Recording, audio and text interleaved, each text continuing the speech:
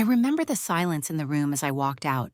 It wasn't the silence of anger or sadness, but the kind that follows a joke so twisted it leaves no room for a reply. The scrape of my chair on the hardwood floor was the only sound, a punctuation mark on the end of a very long, very painful chapter. It was the night my parents looked at me across the dinner table, my brother and sister laughing in the background, and said, "How does it feel to be dumber than a pig?" For years, I had been the family's secret ATM, quietly funding their lives while they chipped away at mine with 1,000 little cuts. That night, those cuts became a gash, but instead of crying, instead of fighting, I chose to walk away. And that one small choice, that one step out the door, was the first domino. You won't believe what happened next. Before I dive into my story, I'd really appreciate it if you could let me know where you're watching from in the comments. And if you'd consider subscribing to my channel, it would mean the world to me and help me keep sharing more stories like this. Thank you so much for being here. My name is Alara, and for the better part of a decade, I had been the silent, invisible anchor of my family. I was the one who, fresh out of college and into my first job as a data analyst, had stepped in to patch the holes in my family's sinking financial ship. It started with a small, quiet conversation with my father, Robert. His construction business had hit a rough patch, and the bank was threatening to call in their loan on the family home. "It's just for a few months," he'd promised, his hand on my shoulder, his voice low and full of the kind of earnest worry that makes you want to solve everything. My bank account became their lifeline. I transferred money to cover the mortgage, the rising utility bills, even their groceries. What began as a temporary fix became a permanent drain. Every month, I watched a significant chunk of my salary disappear into the black hole of their needs. My mother, Susan, saw my consistent support not as a sacrifice, but as a given. She would call, her tone a mix of entitlement and feigned concern, asking about my long hours and then quickly pivoting to a new expense. "We've done so much for you, honey," she'd say, a phrase that always felt less like a thank you and more like a reminder of a debt I could never repay. I remember sitting in my tiny, quiet apartment, the scent of takeout a lonely comfort, watching my own dreams of buying a place in the city retreat further into the horizon. Then there was Liam, my older brother, the golden boy who could do no wrong. He called one afternoon, his voice thin with desperation. "My startup just tanked, sis. I need 40,000 to cover the losses before the legal fallout. You're the only one I can trust." I remember the knot in my stomach. I'd seen his brilliant ideas fizzle before, but this time, the stakes were different. He had a wife, Melanie, and a baby on the way. Family helps family, right? That's what I told myself as I transferred the money from my emergency fund, a fund meant for a future that now seemed to be vanishing into thin air. He promised to pay me back. Of course, his promises were like whispers in the wind, a gentle sound that left no trace. My therapist, Dr. Monroe, had a habit of leaning forward in his chair, his pen poised over his notepad, when he was about to say something that would make me deeply uncomfortable. "Ilara," he said one session, "this isn't support, it's enabling. You've given them everything, but what are you keeping for yourself?" His words were a mirror reflecting a reality I didn't want to see. The resentment was a dull ache I carried everywhere, a low hum beneath the surface of my life. Why did my stellar grades and promotions earn eye rolls from my father? "Book smarts don't pay bills." "Alara," he'd say, the words a familiar sting. But here I was, the only one paying the bills. The real gut punch came one chilly morning. I was commuting to work. The autumn leaves a mosaic of reds and golds, when my phone buzzed with a bank alert. "Unusual activity on your credit line."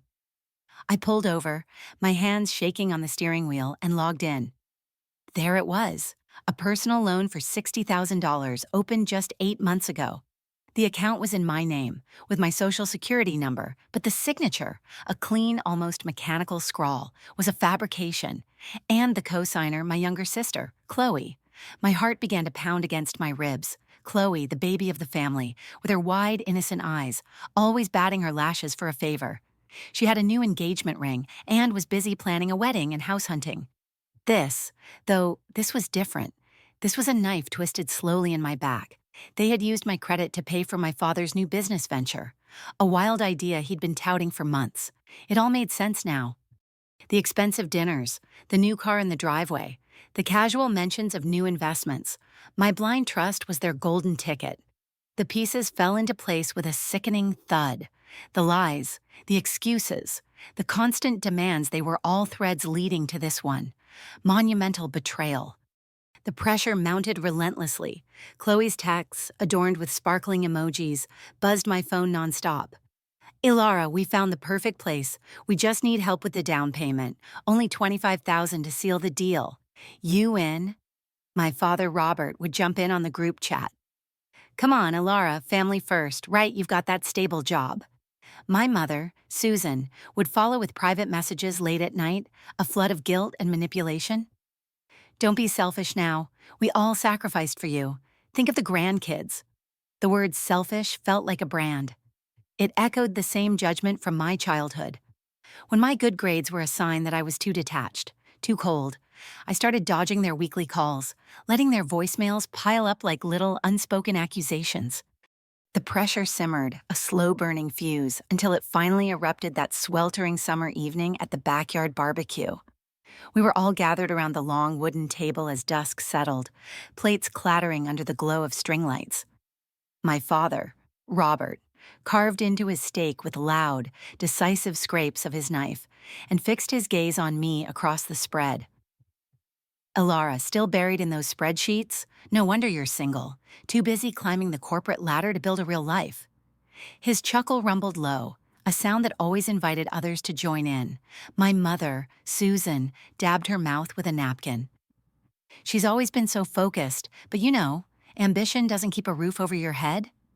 The words were casual, but they burrowed deep, stirring that old ache from childhood debates, where my factual arguments earned snorts, not nods. Chloe leaned forward, her eyes gleaming with an entitled malice. Yeah, sis, all that brain power, and you can't even see a good deal when it's right in front of you. Her fork stabbed a cherry tomato, the pop of it a sharp accent to her words. I forced a smile, my fork midway to my mouth, but my father wasn't done. He leaned back, his bottle of beer in hand, and delivered the final, crushing blow. How does it feel to be dumber than a pig? The table froze, then cracked open with their laughter. My mother's high-pitched trill, Chloe's full-bellied laugh that shook her shoulders. Before I could even blink, Chloe snatched my plate, the coleslaw slopping over the edge as she flung it towards the grass. This is human food, she sneered, the mess splattering near my feet like an accusation. The forks paused mid-air, the neighbors glancing away politely. But my family, they howled on. Robert slapped the table until his beer sloshed. Heat flooded my face, not from shame, but from a fury so raw and electric, it felt like it was coiling tight in my core. Years of barbs, dismissed scholarships called lucky breaks, but this was it. This crossed the line, turning private jabs public, a mockery for all to see. My pulse thundered in my ears. I stood slowly, my chair tipping back with a thud that silenced their laughter. My voice came steady and low, cutting through the haze. You think that's funny?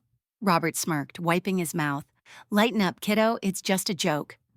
But I was done swallowing their poison. My fingers flew across my phone screen under the table. I opened my banking app and tapped cancel on every recurring transfer. Mortgage, utilities, the credit card for their groceries. Gone in seconds. The confirmation pinged softly, a quiet victory amidst their stares. How does it feel? I said, meeting each of their gazes. Knowing this ATM is closing forever. My father's eyes widened. My mother's face paled. Chloe's frozen grin fell from her face. No one spoke. My mother recovered first, her napkin twisting frantically in her hands. Ilara, sit down, you're overreacting. Tears welled quickly, her specialty. My father's face darkened, his fist clenching. You can't just walk out. We need that money next week. Threats laced his growl. The neighbors, sensing the shift, were now edging away. Chloe stammered. Sis, wait, that was a joke? But the damage hung thick, their amusement curdled to panic. I grabbed my keys from the table, the metal cold against my palm, and turned for the gate. The joke's over. Figure it out yourselves. The screen door banged behind me, their calls fading into the night. Robert bellowing my name, Susan sobbing. Chloe's voice a high, frantic shriek. I slid into my car, the engine roaring to life, and drove into the dark. With every mile, the weight on my shoulders lifted just a little.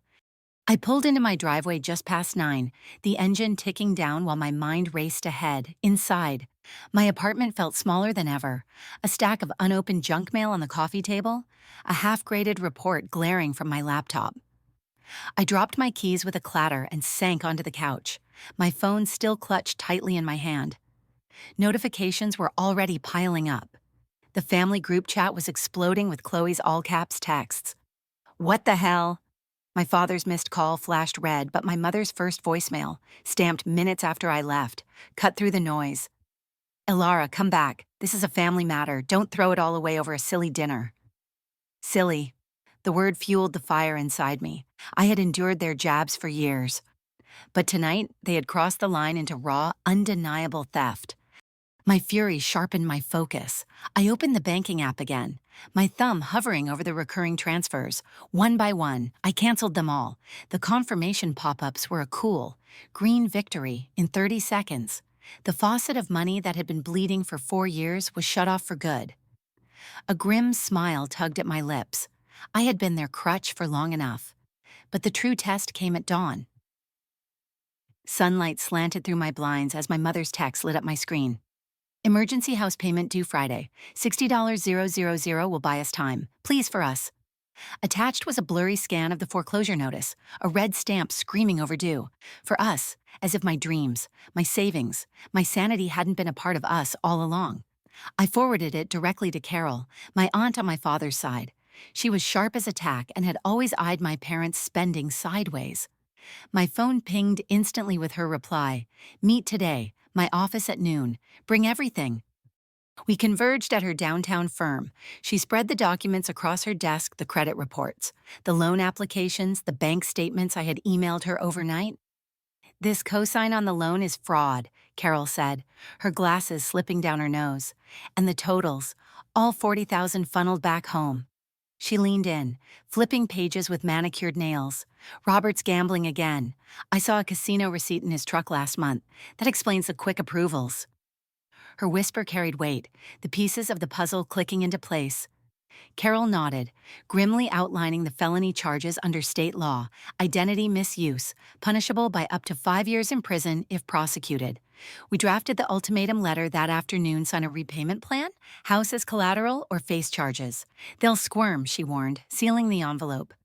Sure enough, Robert stormed into the office by 3, his face a thundercloud, with Susan trailing behind him, red-rimmed eyes pleading. This is blackmail, he bellowed. Slamming the table so pens jumped, Carol stayed cool. It's accountability, sign, or we file tomorrow. Susan crumpled into a chair, her sobs heaving. Elara, how can you do this? We're your blood. Chloe hovered in the doorway, arms crossed, defiant, but her eyes darted nervously. Denial poured out of my father, ranting about a mix-up, my sister muttering that it was for the family good. But anger cracked through my father's composure, a vein bulging in his neck as he jabbed a finger at me. Ungrateful brat after all we've endured. The cycle of wild accusations, tears, and threats of disownment were hurled like grenades. Carol cut in sharply. Endured, try stealing from your own. She slid the papers forward. Robert's grip was white-knuckled as his pen scratched reluctantly across the page. The signature, shaky, but the collateral was locked, payment scheduled monthly to creditors. As they shuffled out, sullen and spent, Robert shot me one last glare. You'll regret this. I met it steadily. Regret not anymore. The signatures dried, but the backlash crashed in waves that very week. My inbox overflowed with voicemails from my mother. Her pleas shifted to frantic demands by Tuesday morning. The bank's calling payments bounced. We can't lose the house over this tantrum. Tantrum. As if her shopping sprees on my dime hadn't been the real indulgence. I deleted them one by one, the chime of each deletion a small rebellion. But the knot in my stomach only loosened slightly. Liam reached out midweek, his text popping up during a free period between algebra classes. Heard the meeting went south. Melanie and I talked. You did what you had to. I'm proud of you for holding the line. Why, his words were a rare anchor in the storm. Chloe cracked under the strain by Friday, showing up unannounced at my classroom door after the final bell. Her makeup was smudged, and her arms were wrapped tightly around a coffee cup. Sis, can we talk away from them? We slipped into the empty faculty lounge. The vending machine hummed low as she paced. The loan. I signed it because Quincy pushed. He said it was temporary for our future, but it snowballed, and I didn't know how to stop it. Her voice wavered, her eyes flicking to the floor. A partial truth, maybe, but the confession hung heavy, laced with that familiar entitlement. They leaned on me, too, she whispered. But I get it now. I get why you're done. I nodded slowly, the air thick with unsaid hurts. It's not just the money, Chloe, I said. It's the everything. She hugged me awkwardly before leaving, the door clicking shut like a period on a sentence I had been writing for years. Rumors ignited fast after that, seeping through our extended family like wildfire on dry grass. Carol texted updates from her bridge club. Your father's spinning tales. Robert's version painted me as the villain who abandoned family for greed. My mother fueled it. Her social media posts veiled pleas about hard times from ungrateful kin. The isolation stung, but it hardened my resolve. I had faced empty parent nights at school, so this echo felt familiar, just louder. Financial ripples hit harder by the month's end. A deeper audit with my financial advisor, Nolan, unearthed another layer of debt. A $30,000 loan from an old credit extension, all routed back home for emergencies. Nolan crunched the numbers over Zoom one rainy afternoon. His screen shared with pie charts glaring red. Total exposure 100,000, cleaned up now. Your savings will rebound in 18 months. Retirement on track, even a travel fund. His calm breakdown grounded me. By early fall, I had packed my Portland apartment into boxes. The echo of empty rooms was a relief after the chaos. Seattle called to me with its misty mornings and fresh starts, just 45 minutes south, but a world away in feel. I found a one-bedroom overlooking the Willamette, the rent modest, but the walls were a soft sage green, painted without anyone's input. Freelance gigs piled up quickly, online tutoring for history buffs. Curriculum designs for charter schools pulling in an extra $20,000 yearly on top of my remote teaching load. Mornings blurred into lesson prep over strong coffee. Afternoons were for hikes along the river trails. The crunch of gravel under my boots chased away old shadows. I'd glance at my phone sometimes, the block list a silent shield. Numbers from Robert, Susan, and Chloe grayed out. Their attempts to reach me bounced into the void. Foreclosure hit them hard by winter. The bank's notice turned final after skipped installments piled sky high. Eviction papers were served in January, deputies at the door while snow dusted the lawn. My father landed a janitor job at a local strip mall, mopping floors until midnight. His old gambling itch flared under the strain. Relapses tracked in Carol's sparse updates. Casino receipts slipping from his wallet again. My mother scraped by as a clerk at the local grocery store, ringing up candy for kids half her age, the fluorescent hum amplifying her quiet unraveling into full-blown depression. She's not the same, Carol confided once over coffee, her cup steaming untouched. Pride's a heavy load when it crumbles. Chloe's world tilted next. The wedding plans she had clung to dissolved under the weight of her family's debt. Her fiancé bailed mid-spring, citing too much family baggage, leaving her with canceled deposits and a venue refund check too small to matter. Job offers dried up after the rumors circled her network. Graphic design interviews ghosting her resume. The scandal's taint lingered like smoke. She texted me from a block number once, slipping through the cracks. Everything's falling apart. Help! I read it in a park. Cherry blossoms drifting lazily to the ground, and deleted it without reply. The irony settled cold. They had branded me the fool, the ungrateful one. But here they were, scrambling in the mud they had dug for themselves. A year on, I had traded their noise for birdsong at dawn. My calendar was filled with my own choices. Weekend workshops on Portland's food carts. A solo trip to the coast where the waves crashed indifferent. The scars remained, faint lines from years bent under their pull. But they had toughened me, too. Cutting ties wasn't cruelty. It was the sharpest mercy I could give myself. Toxic roots will strangle if left unchecked. It's better to sever clean and grow toward the light.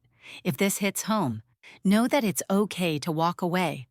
Your peace isn't negotiable, it's the foundation. Family by blood will test your limits, but the ones you choose, they lift you up,